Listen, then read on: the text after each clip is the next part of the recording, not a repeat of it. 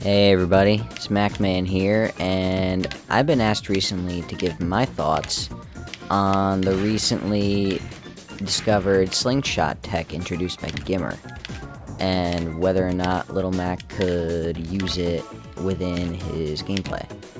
Well, I've been labbing it for a little bit, and I'm not that great at it yet. I'm still practicing, but I kinda understand how to do it.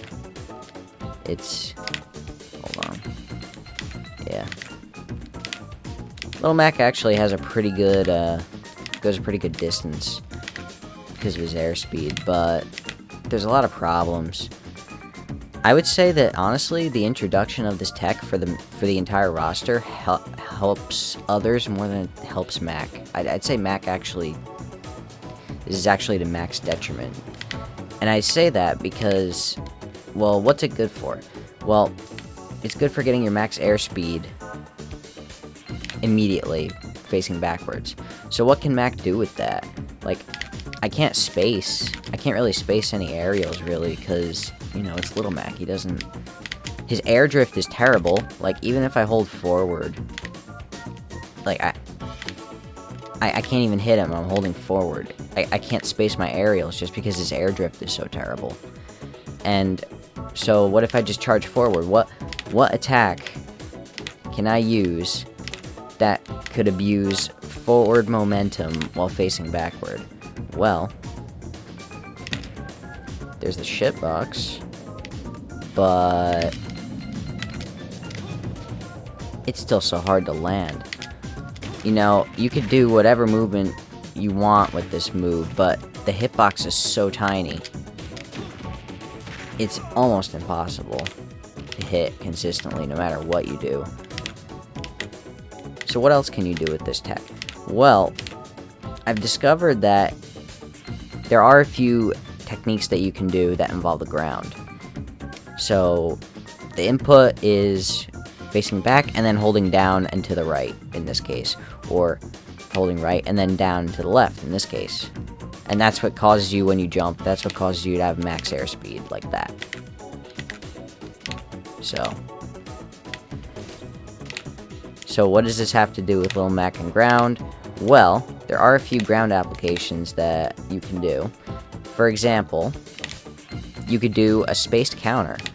And this sounds kind of dumb, but there are a few situations where, since Little Mac lurches forward with his counter, for example, if your opponent's like off stage and you want to back up like that, it prevents you from falling off the stage. And if you're falling off the stage, you're in an edge guarding situation, you don't want to end up falling yourself, because you know how easy Little Mac can fall and lose a stock. So that's one thing you can do.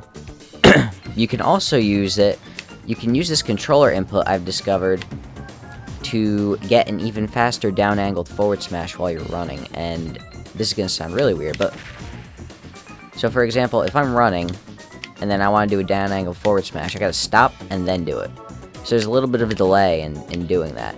But if you do the slingshot, so if you're running forward and then you hold back and down to the right, and then you hit the grab button, in my case it's the R button, you will do an instantaneous down-angled forward smash.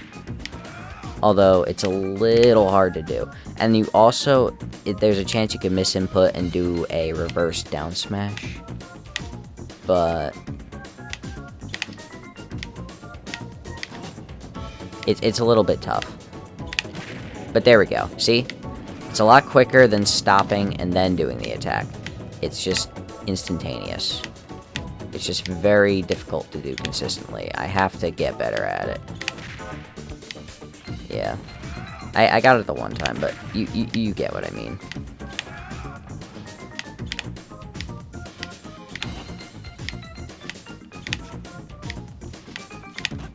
There we go. Anyway, so one other thing you can do is you can use it. GimR mentioned that you can use this to get pivot grabs out of a dash going in the same direction, or a standing pivot grab, so like that. Now there's one big problem with that, is that Little Mac's pivot grab is not good. Like, at all. Like, see that? Like, it spaces the grab, sure, but his grab range is so terrible and it's laggy. You're better off just using a dash grab to get that. So honestly, Little Mac kind of doesn't benefit from it as much as I would like. I mean, his jump height is so bad, he can barely even get above his opponent. You know, taller opponents, he can't even get above them. Now, Roy is a little shorter, I guess, so that's fine, but... So, my ultimatum from this is that, well, this is a cool tech, and for other characters, it definitely has applications.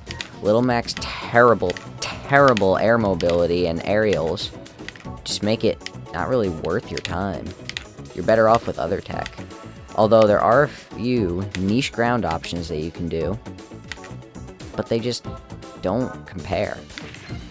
So I'm sorry if this sounds like kind of a Debbie Downer video. I didn't want to make this video because I had tested a little bit when the GimR first came out with the video, and I really didn't find anything. But so many people have been asking me about it, I figured I'd just make a video and show my findings. And there really isn't much. Like, I can't even... You could do, like, a little bit of a Space Jolt Haymaker, but... I mean, at that point, you might as well just do the Wave Maker. You'd be better off. You do the same thing. You get better spaced aerial, and it's just not worth your time. It's not like you're gonna get anything out of Neutral B. And plus, you can B reverse Neutral B anyway, so what's the point? None of Mac's aerials are any good. You can do the shitbox, technically, but it's such a bad hitbox that hitting it isn't even consistent, so this isn't even worthwhile. So yeah, I'm sorry to have to make this video like this. I hate to have to do it, but there's just not enough. There's not enough useful tech for it to be good for Little Mac. Instead, you're just gonna have to be dealing with other people and their new applications. So once again, the game's physics are a detriment to our poor old Little Mac. But we have to take what we can get. Well, thank you very much for watching. If you like this video, give it a like, subscribe to the channel for more. More content to come. Hopefully a little more edited than this one, but yeah. See you in the next one.